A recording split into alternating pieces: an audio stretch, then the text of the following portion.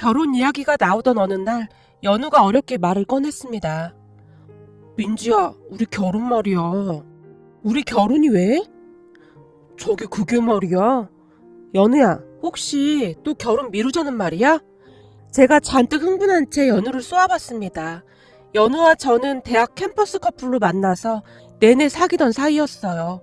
그렇게 둘이 사귄 지 6년 가까이 되었고 둘 다 괜찮은 회사에 취직도 했기에 우리 부모님께서 결혼 이야기를 꺼내기 시작했어요. 혹시 연우가 결혼 이야기는 안 꺼내는 거니? 니들 만난 지 6년 가까이 되어가는데 슬슬 결혼 얘기가 나와야 하는 거 아니니? 글쎄, 곧 얘기 나오겠지. 엄마는 내가 빨리 결혼해서 나갔으면 좋겠어? 그래, 엄마는 하나라도 빨리 결혼해서 나갔으면 좋겠다. 다 큰 자식 둘 다 그러고 있으니 엄마 속이 답답하지 않겠어? 근데 재촉하려면 내가 아니라 오빠를 재촉해야 하는 거 아니야? 결혼을 해도 오빠가 먼저 해야 하는 거잖아. 지금 네가 엄마 속을 뒤집어 놓으려고 작정을 했구나. 만나는 사람도 없는데 오빠가 결혼을 어떻게 해? 내 말이 그 말이야. 지금 엄마가 걱정해야 할 사람은 내가 아니라 오빠잖아. 근데 왜 나한테 그러냐고. 넌 연우가 있잖아. 연우랑 니들 사귄 지가 얼만데 왜 아직 결혼 얘기가 없느냐 그 말이야. 너 그러다가 누가 연우 낚아채가기라도 하면 어쩌려고 그래. 내가 보기엔 너한테 연우는 아주 가분한 사람이잖니? 엄마, 우리 엄마 맞아? 아니 무슨 엄마가 딸한테 그런 심한 말을 할 수가 있어. 왜? 엄마가 틀린 말 했니? 연우가 인물부터 뭐 하나 빠지는 게 없는 건 사실이잖아. 거기다 착하기는 얼마나 착하니. 그러니까 너 진짜 조심해야 한다 그 말이야. 전에도 연우네 회사 여직원 한 명이 연우한테 들이댄 적도 있었다며. 그 여직원 얼굴도 엄청 이뻤다고 네가 그랬잖아. 우리 연우가 절대 그런 거에 넘어갈 사람이 아니지. 그렇고 말고 연우는 항상 일편단심인 그런 지조 있는 남자거든. 너 그러다가 언젠간 큰 코 다치는 수가 있어. 여자가 들이대면 남자들은 다들 흔들리기 마련이다. 그니까 연우 단속 잘해. 아니 빨리 결혼할 생각을 해. 엄마가 우리 연우를 너무 띄엄띄엄 봤구나.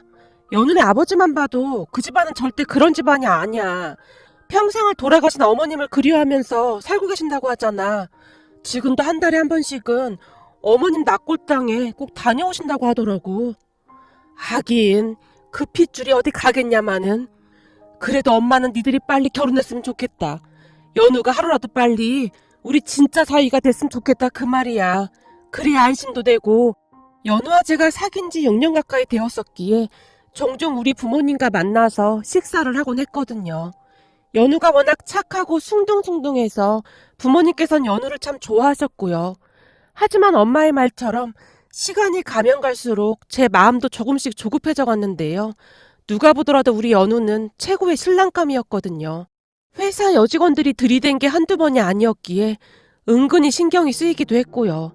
한 번은 모델 뺨치게 생긴 여직원 한 명이 황당한 짓을 한 적도 있었는데요.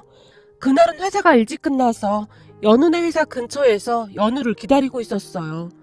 그런데 그 정신나간 여직원이 퇴근 후 저를 만나러 오던 연우의 뒤를 밟았던 모양이었어요. 연우가 제 앞에 앉자마자 어디서 나타났는지 그 여직원 연우 옆자리에 털썩 앉으며 연우의 팔짱을 낀 적도 있었어요. 그 여자의 행동에 저보다 연우가 더욱 화들짝 놀란 모습이었는데요. 세화씨, 지금 이게 뭐하는 짓입니까?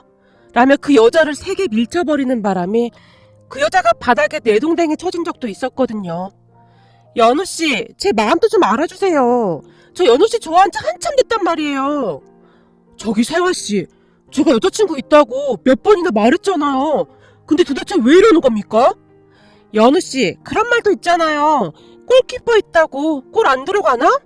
저기요, 전 우리 민지 말고 아무도 여자로 안 보입니다. 그러니까 다시는 이런 행동 하지 말아주세요. 세화씨가 이러면 이럴수록 소름 끼치니까요. 민지야, 우리 나가자. 연우가 제 손을 잡아 끌었는데요. 저기 연우씨, 내가 저 여자보다 못한 게 뭐가 있어요? 아니 왜 하필 그런 오징어 같은 여자랑 사귀냔 말이에요. 나보다 잘나기라도 했으면 내가 이렇게 억울하진 않잖아요. 그 여자가 눈물까지 흘리며 연우에게 다시 달라들었습니다. 그런데 그 순간 연우가 테이블에 있던 물컵을 들더니 그 여자 얼굴에 확 끼얹어 버렸어요. 한 번만 더 그런 말 하면 그땐 가만두지 않을 겁니다. 감히 내 여자한테 그딴 소리를 해? 화장만 덕지덕지 쳐바르고 진한 향수만 뿌리고 다니면 남자들이 다 넘어올 줄 알았나 본데 넌 우리 민지 발 뒤꿈치도 못 따라와. 알기나 해?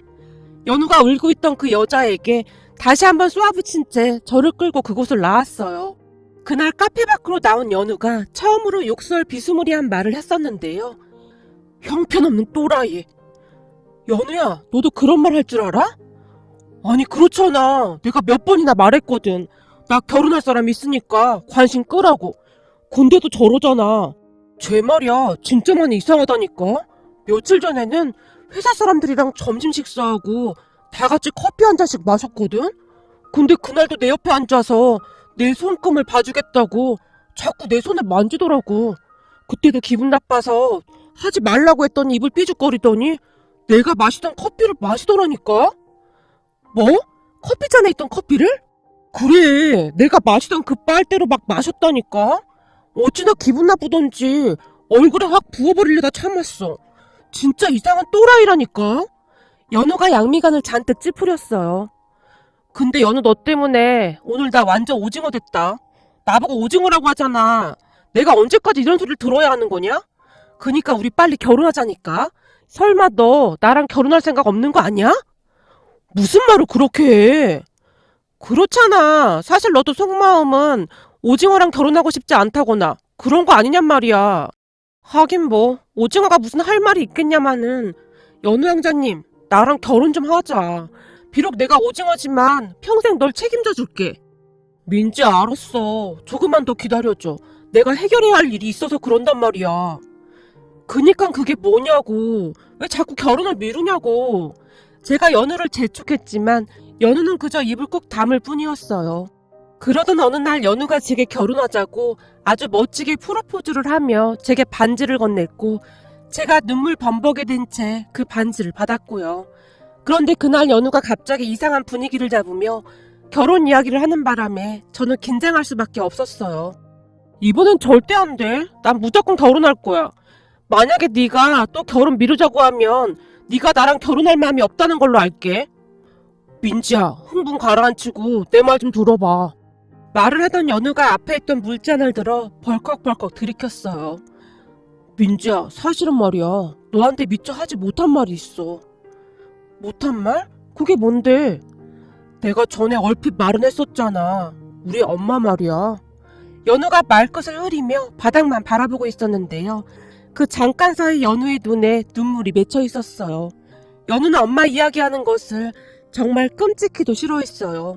엄마 이야기가 나오면 마치 죄인 마냥 입을 꾹 다문 채 눈물부터 글썽였으니까요. 그런 연우가 먼저 엄마 이야기를 꺼내기 시작했어요. 민지야, 우리 상견례 해야 하잖아. 그렇지, 결혼하려면 상견례부터 해야지. 근데 그건 왜 물어? 그래서 말인데 상견례 안 하고 바로 결혼식 하면 안 되겠지? 너희 부모님께 큰 신뢰가 되겠지? 상견례를 안 하고? 글쎄, 난 그런 얘긴 들어본 적이 없어서. 제 말을 듣던 연우의 입에서 긴 한숨이 새어나왔습니다. 연우야, 왜 그러는데? 그게 말이야. 연우가 다시 말끝을 흐렸어요. 연우야, 내가 너랑 결혼하겠다고 한다는 건 말이야. 네 좋은 모습만 보고 그러겠다고 하는 게 아니야. 혹여나 너한테 슬픈 일, 그리고 아픈 일, 그런 것도 다 알고 싶어. 굳이 나한테 그렇게 숨길 필요 없어. 너랑 나는 그런 사이가 아니잖아. 그래, 네 말이 맞아. 넌 내게 항상 그런 사람이니까. 우리 엄마에 대해 너한테 처음으로 말했던 거니까. 그래, 맞아. 그니까 나한테는 그냥 편하게 말하면 돼. 알았어. 그게 말이야. 내가 너한테 전에도 얼핏 말했었잖아. 우리 아버지 성격이 좀 특이하다는 거. 응, 그건 나도 알고 있는 얘기잖아. 그래서 걱정이야. 혹시나 상견례 날 이상한 소리나 하진 않을까 하고 말이야. 저번에 아버지 만날 때 너랑 일도 좀 있었고. 그날 내가 그래서 마음에 안 드신대? 마음에 안 들거나 그런 건 아닌데 너도 알다시피 예전에 큰 충격을 받은 적이 있으셔서 그날 너 보고 좀 놀라신 것 같아. 왜 그런 말 있잖아. 자라보고 놀란 가슴 소뚜껑 보고 놀란다고. 그래서 아마도 걱정이 많으신 것 같아. 근데 그때 그건 내가 너무 무리하게 다이어트 하느라 철 결핍성 빈혈이 와서 그런 건데. 지금은 나 진짜 괜찮아. 너도 봤잖아. 그 뒤에는 그런 적 없는 거. 그건 나도 잘 알지. 근데 아버지는 그게 계속 신경이 쓰이시나 봐. 그럼 나 어떡해? 난 아버님께 잘 보이고 싶어서 엄청 다이어트 한 건데 차라리 그냥 다이어트 하지 말걸. 그러게 내가 뭘 하겠어. 우리 아버지는 마른 것보다 건강한 걸 좋아하신다니까. 굳이 안 해도 되는 다이어트까지 해서 이 사단을 만들었어. 별로 뚱뚱하지도 않은 애가 왜 다이어트를 한다고 난리를 쳐서는. 내가 이럴 줄 알았어? 그때 하필 빈혈이 와서 갑자기 그럴 줄 알았느냐 말이야. 제가 울상을 지은 채 억울한 표정을 지었어요. 아무튼 그래서 아버지가 걱정이 좀 많으셔. 아니 그렇다고 상견례를 안 할 수는 없잖아. 어떡하지? 그렇다고 너무 걱정은 하지 말고 혹시나 아버지가 상견례 자리에서 실수라도 할까봐 걱정돼서 그런 거니까. 연우가 저를 안심시켰지만 저는 걱정이 될 수밖에 없었어요. 사실 몇 달 전에 정말 어렵게 연우 아버님을 만나 뵀는데요. 최근 들어 갑자기 살이 쪘었는데 첫인상이 중요할 것 같아서 짧은 기간 동안 조금 무리하게 다이어트를 했습니다. 그런데 연우 말로는 아버님께서는 뭐든지 잘 먹는 사람을 좋아한다고 하길래 잘 먹는 모습을 보여드리고 싶어서 다이어트 한다고 내내 쉐이크만 먹다가 그날은 좀 많이 먹게 되었는데 그게 체한 모양이었어요. 근데 하필이면 다이어트 하면서 빈혈까지 왔었더라고요. 덕분에 그날 식당에서 음식을 먹고 나오다가 제가 그만 땅바닥에 주저앉아버린 채 잠시 의식을 잃었던 것 같았어요. 놀란 연우와 아버님께서 저를 데리고 급히 근처 병원으로 갔다는데요. 의사가 철결핍성 빈혈이라고 했다고 합니다. 의사의 말에 아버님께서 바로 양미간을 찌푸리신 채 가버리셨고 말이죠. 그렇게 저는 결혼식도 하기 전에 시아버님께 제대로 찍힌 모양새가 되었답니다. 특히나 연우와 아버님 사이가 평소에도 좋은 편은 아니었는데 아무래도 저 때문에 더욱 안 좋아진 것 같았거든요. 그렇게 연우와 한동안 대화를 하다가 집으로 돌아왔는데요. 그 뒤에도 쭉 연우의 표정이 좋아 보이지 않았어요. 그러던 어느 날 연우네 아버지께서 제게 직접 전화를 하셨어요. 처음 만나던 날 제가 쓰러지기 전 연락처는 주고받았었거든요. 민지씨, 오늘 시간 좀 낼 수 있어요? 네, 아버님. 어디로 가면 될까요? 민지씨 회사 근처로 내가 갈게요. 근데 우리 연우한테는 나 만나는 거 말하지 않았으면 좋겠는데. 알겠습니다. 연우한테는 따로 말 안 하겠습니다. 그렇게 퇴근 후 아버님을 만나러 나갔습니다. 그날이랑은 많이 달라 보이네요. 그날은 얼굴도 창백한 게 좀 그랬는데. 사실 제가 다이어트를 좀 무리하게 하다 보니 빈혈이 왔었나 봅니다. 앞으로는 건강관리 잘하겠습니다. 내가 왜 이렇게 건강에 예민한지 민지 씨도 잘 알고 있죠? 네, 연우한테 들었습니다. 맞아요. 그 멀쩡하던 사람이 그리 될 줄 누가 알았겠습니까? 그래서 말인데 난 우리 연우랑 민지 씨가 결혼을 한다 하더라도 아이를 낳지 않았으면 해요. 민지 씨가 건강한 것도 아니고. 네? 저기 아버님 정말 죄송한데 저 지금은 빈혈 아니거든요. 그날 이후 잘 치료해서 다 좋아졌습니다. 그래도 난 영 찜찜해서 말이에요. 우리 연우랑 결혼하는 건 안 말릴 테니 애는 낳지 마요. 아버님 정말 죄송한데 그건 연우랑 제가 알아서 하면 안 될까요? 제가 정말 조심스레 아버님을 바라봤습니다. 거참 고집 한번 세네. 어디서 골라도 저랑 똑같은 애를 골라서는. 아버님께서 자리에서 벌떡 일어나시더니 그대로 나가버리셨어요. 그 바람에 제가 놀란 채 어쩔 줄을 몰라 하다가는 급히 뒤를 따라 나갔는데요. 둘이 결혼을 하던 말던 난 모르는 일이니까 알아서 해요. 근데 앞으로 내 얼굴 볼 생각은 하지 마요. 아버님 정말 죄송합니다. 제가 허리 숙여 죄송하다고 몇 번이나 말을 했지만 아버님께서 들은 척도 하지 않고 가버리셨어요. 그 모습을 보며 저도 모르게 눈물이 쏟아져 나왔는데요. 여느 말처럼 아버님은 굉장히 차갑고 냉정한 분인 듯 했거든요. 그 뒤 어렵게 상견례를 하고 결혼식을 하게 되었는데요. 시아버님께서는 결혼식 내내 잔뜩 인상을 쓰고 계셨어요. 결혼식 날까지 시아버님께서 그렇듯 잔뜩 인상을 쓰고 계셨으니 사람들이 수군거릴 수밖에 없었는데요. 시아버지 자리가 왜 저래? 아들 장가 보내는 게 안 좋은 모양인데? 아이고, 딱 봐도 모르겠어. 며느리가 마음에 안 드는 모양이구만. 아무리 그래도 그렇지 아들 결혼식 날 저렇게 인상을 쓰고 있을 게 뭐람. 남말하게 좋아하는 사람들이 신나서 떠들어대고 있었어요. 그 바람에 우리 부모님 표정도 안 좋을 수밖에 없었는데요. 부모님의 얼굴에는 근심이 가득해 보일 정도였습니다. 하지만 그런 와중에도 결혼식은 잘 끝났고 신혼여행을 다녀온 뒤 시아버님께 인사를 갔지만 시아버님께서는 우리를 반기지도 않은 채 귀찮다는 듯이 말씀하셨어요. 앞으로 자주 찾아오지 말거라. 서로 자주 봐서 좋을 것도 없고. 아버지, 신혼여행 다녀온 우리한테 꼭 그렇게 말을 해야 속이 시원하세요? 제가 미운 건 알겠는데 민지한테는 저한테 하듯 그렇게 하지 마세요. 그러니까 내가 지금 자주 오지 말라고 하는 거 아니냐. 그럼 안 오면 되는 건데 왜 찾아와서 사람을 귀찮게 해. 너 그만큼 키워주고 결혼시켜줬으면 내가 할 일은 다 한 거 아니냐. 그러니 이제는 다시 찾아오지 말거라. 알았어요. 안 오면 될 거 아니에요.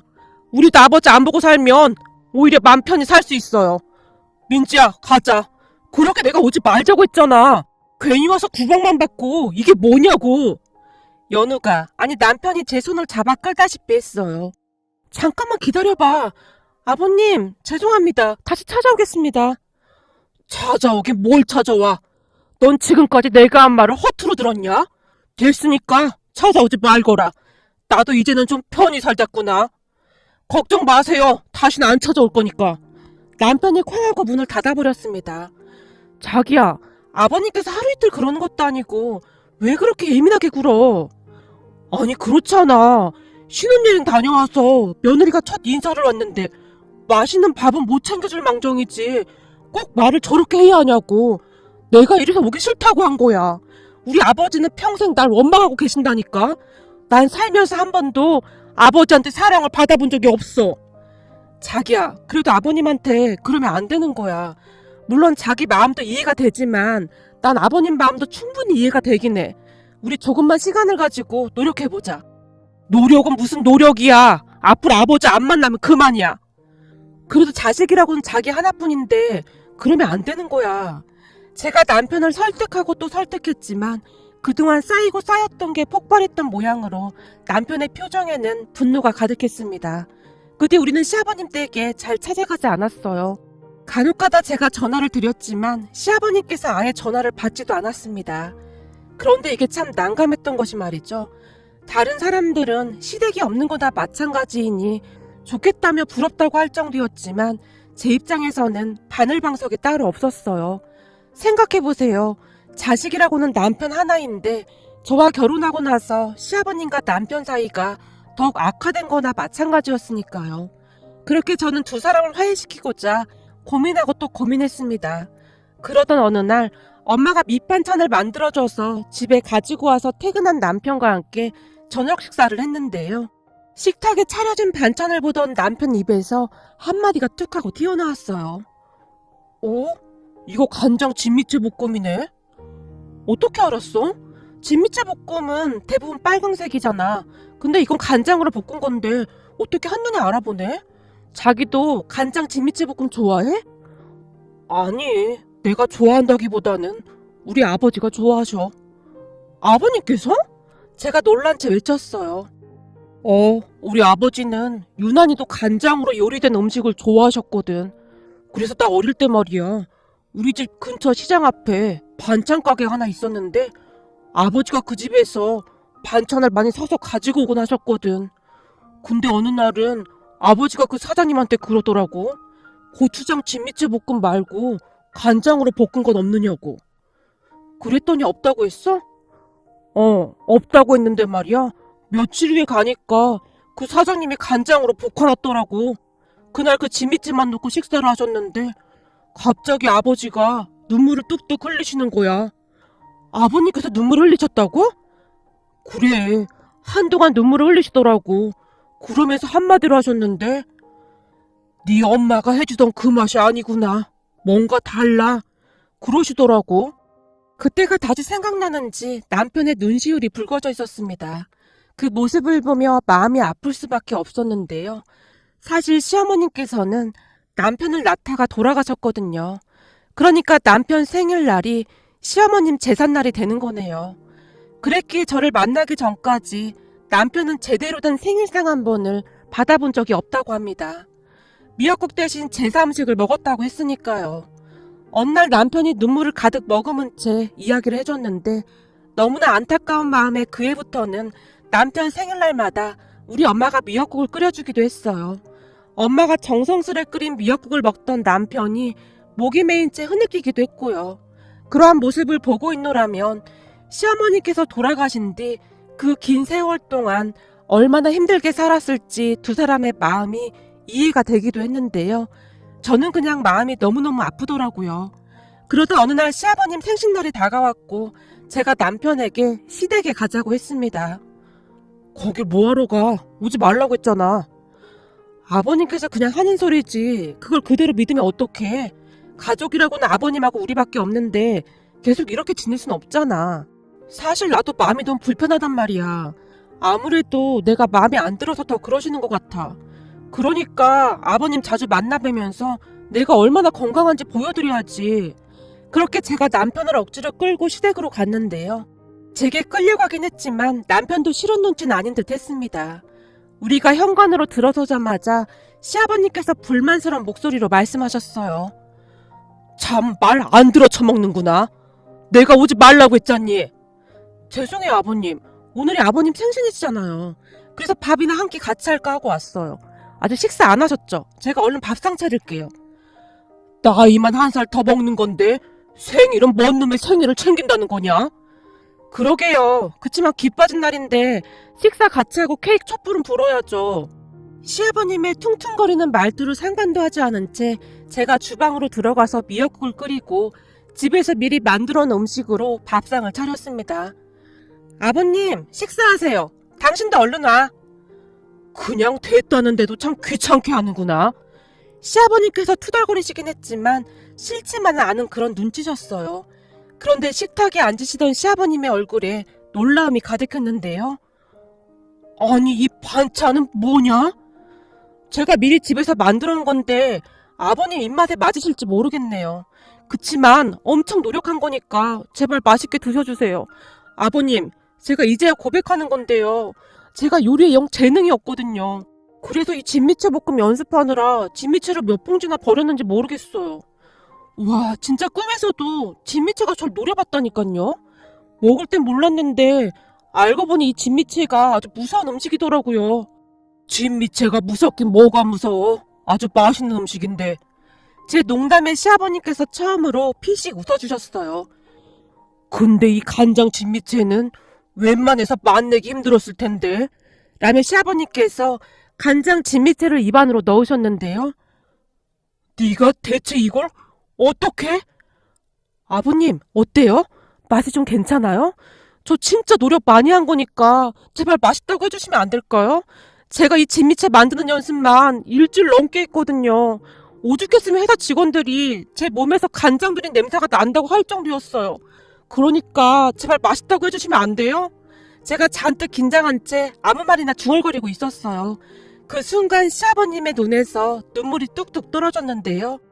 아버님, 정말 죄송합니다. 맛이 없으면 그냥 없다고 하시면 되는데 눈물까지 흘리시면 제가 너무 난감하잖아요. 너 이거 어떻게 한 거냐? 네? 그 말뜻은 맛이 있다는 건가요? 아니면 맛이 없다는 건가요? 이거 네 스스로 만든 거냐? 아니요. 그게 사실은 남편 외할머님께 배웠습니다. 뭐? 외할머니? 당신이 외할머니 집을 어떻게 알고 찾아갔어? 시아버님만큼이나 남편도 놀란 얼굴이었어요.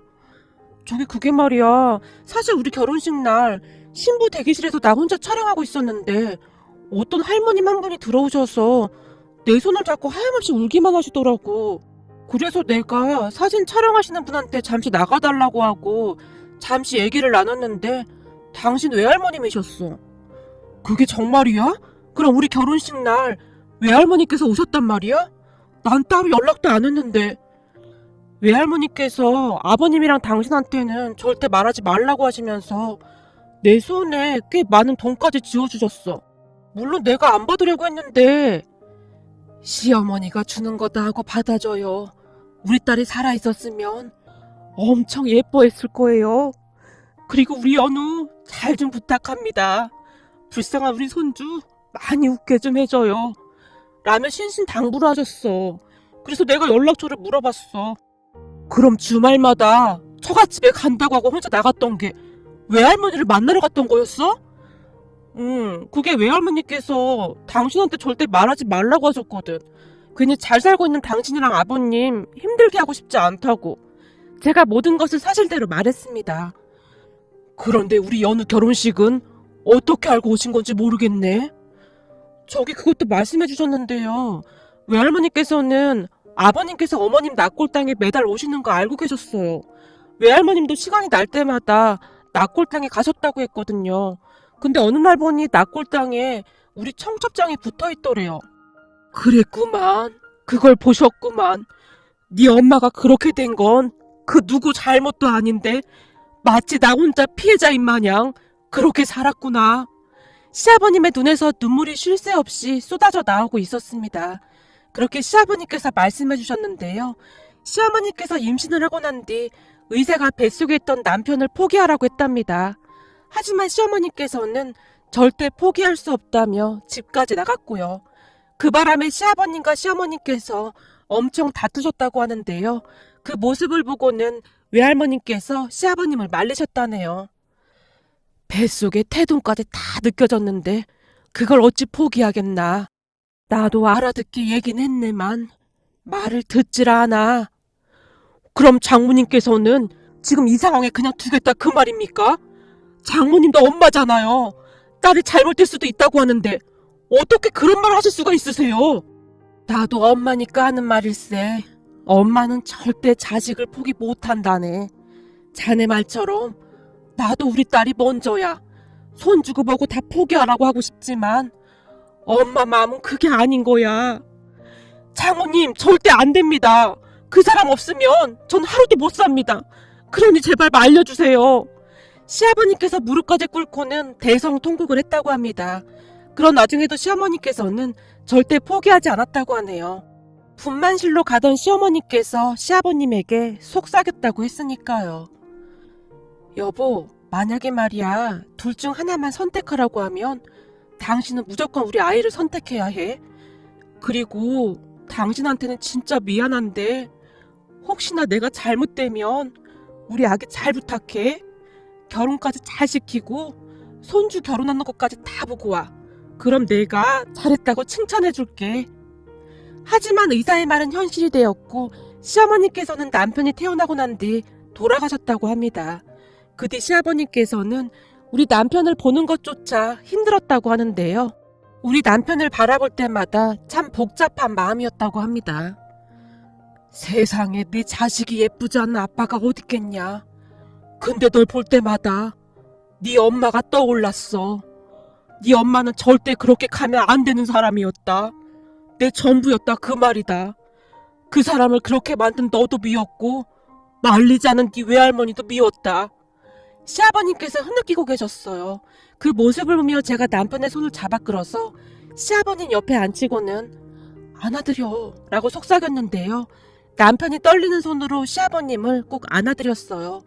시아버님과 남편이 서로를 부둥켜 안고 한동안 눈물만 흘렸습니다. 그렇게 두 사람이 얼마나 눈물을 흘렸을까요? 시아버님께서 조용히 말씀하셨어요. 자, 그럼 다 같이 식사하자꾸나. 내가 좋아하는 음식들이 가득해서 좋구나. 며느라 정말 고맙다.